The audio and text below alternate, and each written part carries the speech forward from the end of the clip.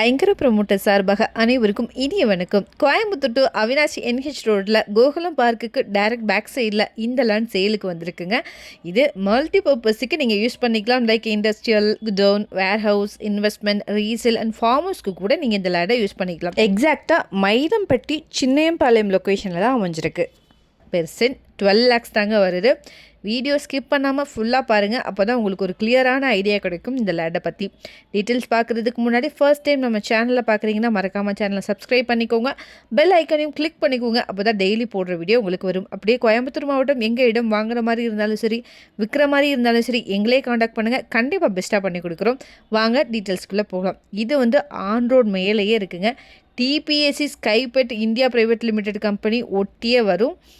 டோட்டலாக 43 சென்ட் அவைலபிளாக இருக்குது. இந்த இடம் வடக்கு பார்த்து அமைஞ்சிருக்கு. லேண்டோடைய சைஸ் பார்த்திங்கன்னா 90க்கு 200ங்கிற மாதிரி அமைஞ்சிருக்குங்க. ரோடோடைய வித்து பார்த்திங்கன்னா 40 அடியில் இங்கே இருக்குங்க. ப்ரைஸ் 12 lakh per cent வருது.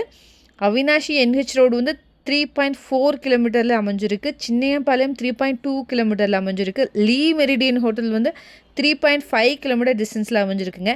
கொச்சி LND பைபாஸ் 5 கிலோமீட்டர் டிஸ்டன்ஸில் அமைஞ்சிருக்குங்க. சித்ரா பஸ் ஸ்டாப் 6 கிலோமீட்டர் டிஸ்டன்ஸில் அமைஞ்சிருக்கு.